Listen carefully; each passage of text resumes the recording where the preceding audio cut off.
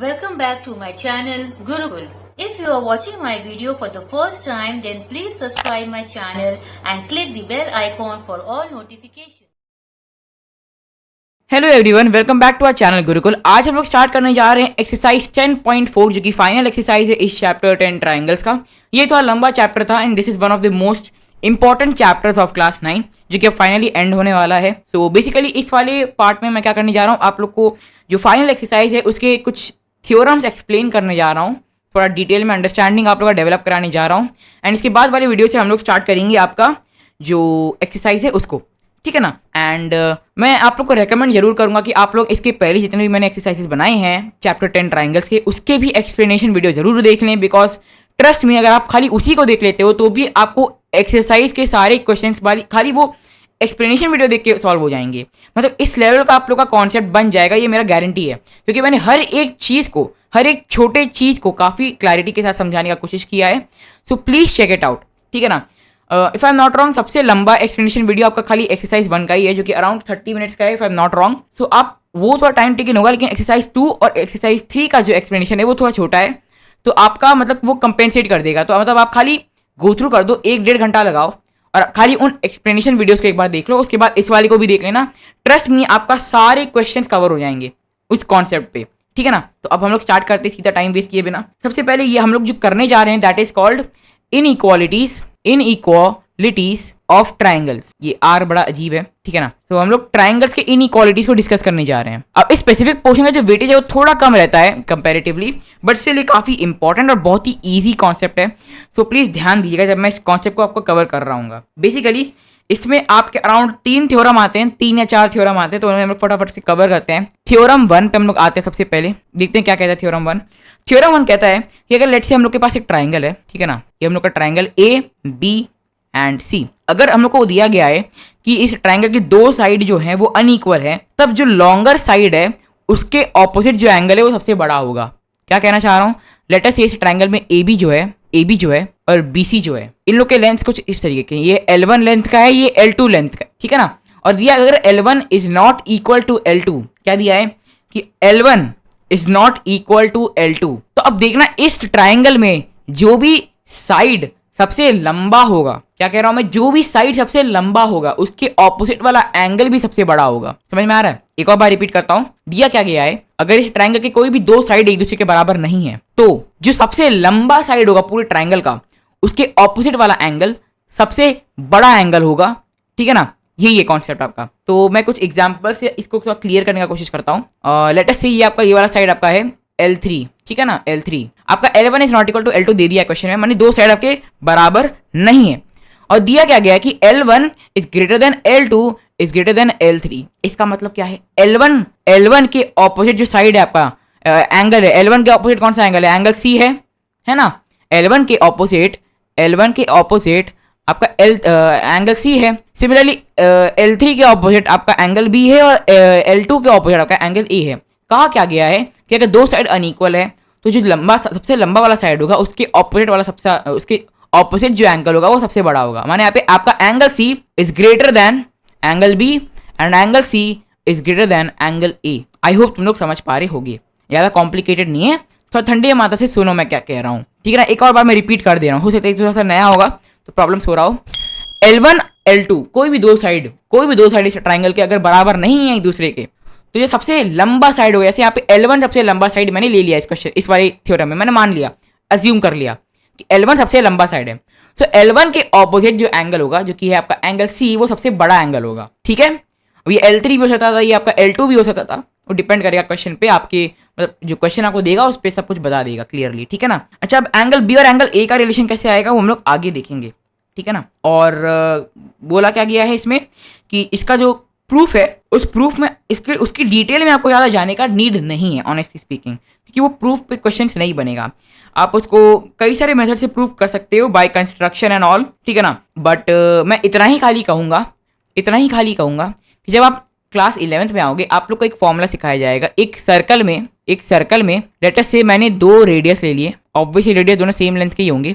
अब ये 90 डिग्री नहीं, कोई भी एक एंगल है, मान ले रहा हूँ ये आपका एंगल है थीटा, ठीक है ना। तो उसमें फॉर्मूला क्या होता है कि ये जो पॉइंट है, रेडियस का ये वाला जो पॉइंट है और ये वाला जो पॉइंट है, इन दोनों के बीच में जो स्ट्रेट लाइन बनेगा, ये स्ट्रेट लाइन बनेगा, इसका लेंथ क्या होगा? इसका लेंथ होगा तुम्हारा, इसका लेंथ क्या होगा ये मैं तुम्हें बता रहा हूँ, एक सेकंड। इसका लेंथ होगा 2r sin थीटा बाई 2, ठीक है ना। अभी साइन बाई ट्रिग्नोमेट्री थोड़ा सा आता है, बस इतना समझो कि ये तो तुम्हारा उस केस में जब तुम्हारे साइड्स इक्वल होंगे, लेकिन जब साइड्स अनइक्वल हो तो ऐसा ही लॉजिक लगता है। आई एम नॉट सेइंग कि एग्जैक्टली सेम लॉजिक लगता है, लेकिन ऐसा ही लॉजिक लगता है।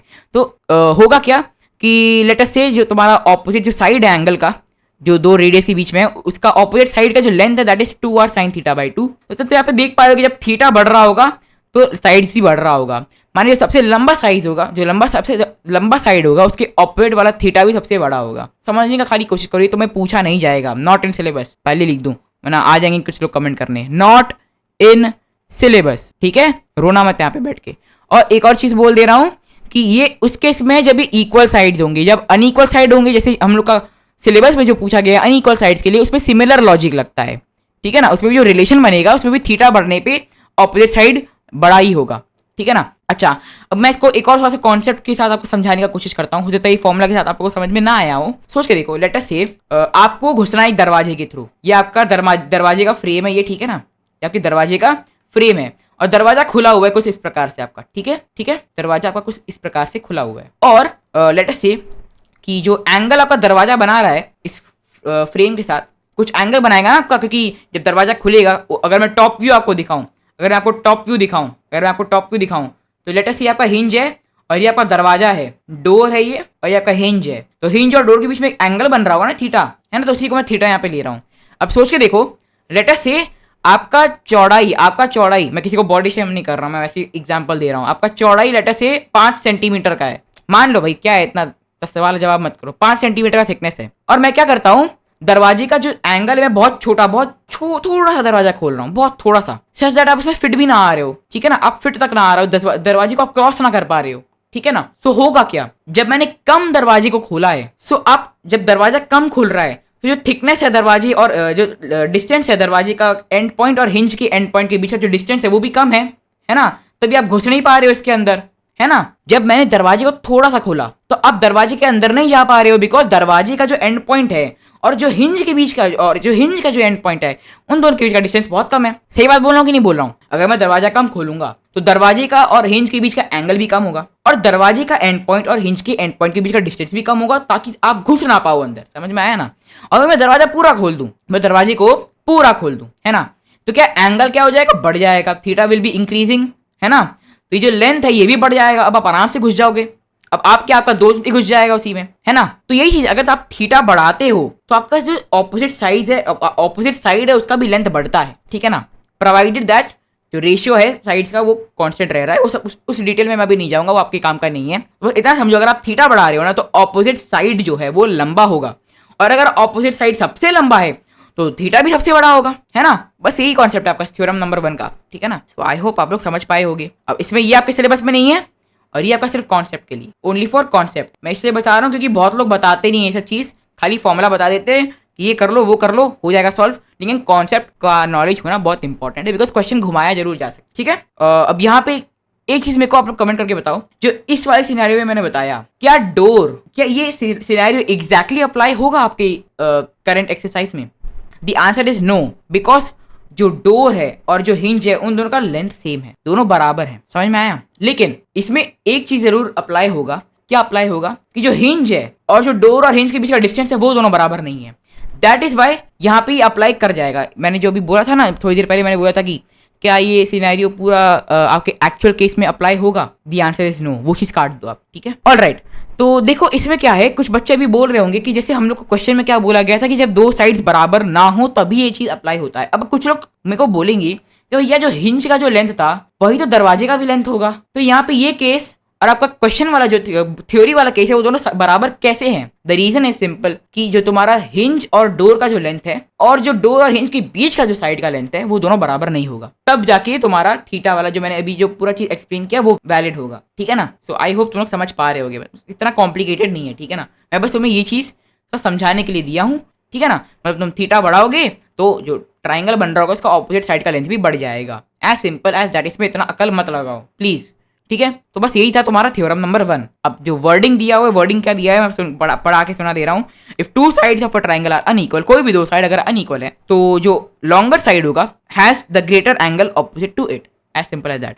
कोई भी दो साइड अनइक्वल हो सकता है कि दो साइड इक्वल हो और जो तीसरा साइड हो वो बाकी के दो साइड से अनइक्वल हो, हाँ तब भी ये अप्लाइड होगा, ठीक है ना। खाली जब तीनों साइड इक्वल हो जाएंगे तब ये चीज अप्लाई नहीं होता है, बिकॉज तब तीनों साइड बराबर हो जाते हैं और तीनों एंगल बराबर हो जाते हैं, तो कोई ग्रेटर वाला चीज अप्लाई नहीं होता इसमें, ठीक है ना। बढ़िया है। थ्योरम 1 आई अज्यूम तुम लोग को समझ में आ गया होगा, इसमें और कॉम्प्लिकेशंस नहीं है, ठीक है ना। बढ़िया है, ठीक है। ऑल राइट, आते हैं थ्योरम नंबर 2 पर। थ्योरम नंबर 2 थ्योरम नंबर 1 का उल्टा ही है। दिया क्या गया है, अगर एक ट्राइंगल में जिसके दो साइड्स अनइक्वल हैं, कोई भी दो साइड अगर अनइक्वल है, सो उसमें जो सबसे बड़ा वाला एंगल होगा, जैसे यहाँ पे सबसे बड़ा वाला एंगल ये वाला है x, तो उस एंगल के ऑपोजिट वाला साइड सबसे बड़ा होगा, ठीक है ना। If x is the largest angle then तुम्हारा जो L3 है is the longest side, as simple as that. जो लास्ट वाला तुम्हारा था, ये जो लास्ट वाला जो थ्योरम था उसी के बेसिस पे ये वाला भी है, बस उसका उल्टा है, ठीक है। अब हम लोग सीधा थ्योरम नंबर 3 पर आते हैं, क्योंकि इसमें ज़्यादा कुछ एक्सप्लेन करने का नहीं था। थ्योरम नंबर 3, ठीक है ना।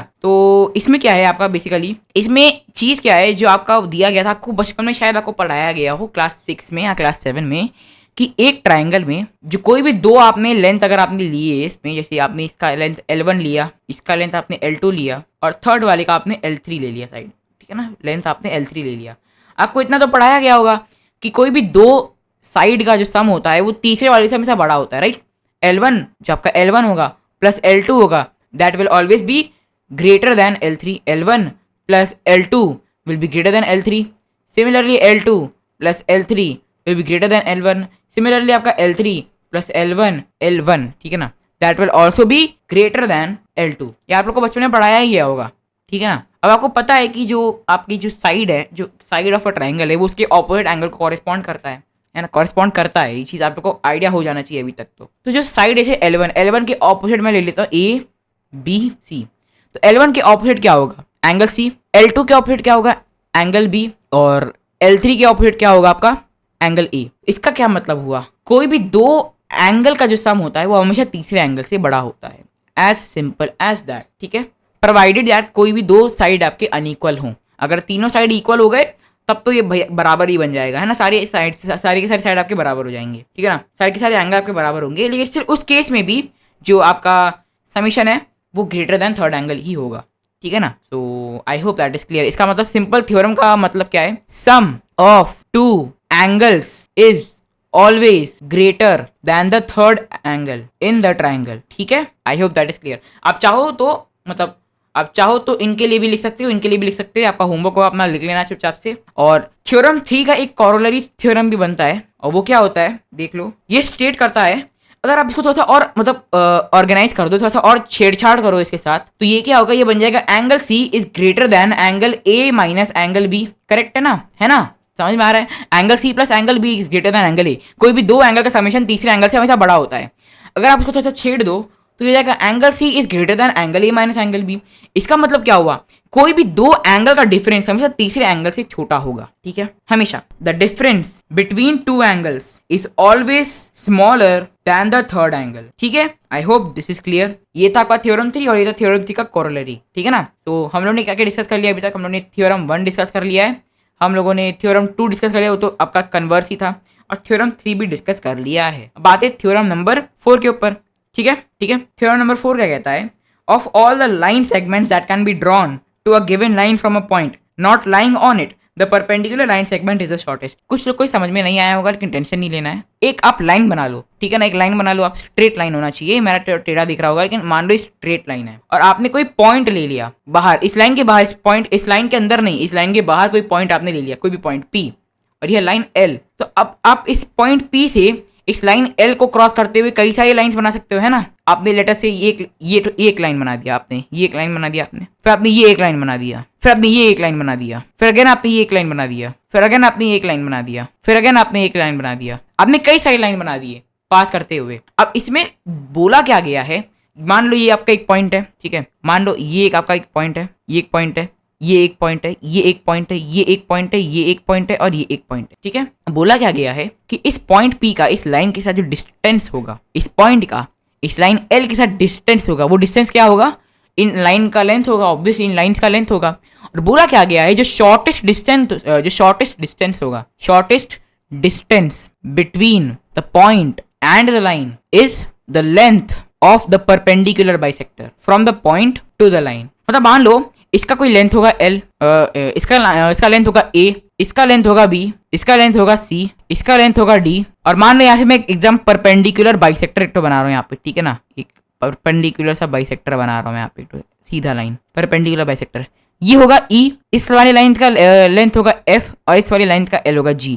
अब आपको पता है परपेंडिकुलर बाइसेक्टर, आप बाइसेक्टर हटा दो यहाँ पे, इनफैक्ट बाइसेक्टर नहीं होगा, परपेंडिकुलर ही होगा, क्योंकि लाइन का बाइसेक्टर आप कैसे बना सकते हो, लाइन तो नेवर एंडिंग होता है राइट, तो परपेंडिकुलर होगा, ठीक है ना, माय बैड।